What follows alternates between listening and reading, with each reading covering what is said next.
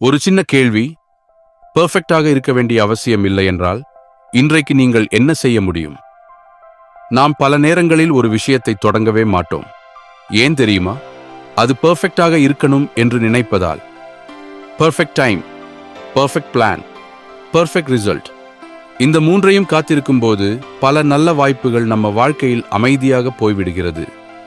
Resilience என்பதன் அர்த்தம் எல்லாவற்றையும் பெர்ஃபெக்டாக செய்வது அல்ல. பெர்ஃபெக்ட் இல்லாத நிலையிலும் முன்னே போவதுதான் ரெசிலியன்ஸ். ஒரு பெரிய மாற்றம் பெரிய ஆக்ஷனிலிருந்து வராது.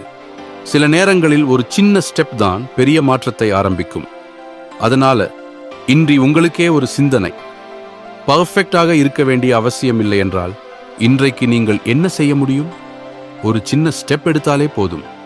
அதுதான் நாளைய க்ரோத்க்கு ஆரம்பம்.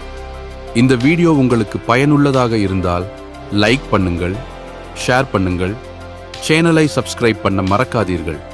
இந்த வீடியோவை பார்த்ததற்கு நன்றி.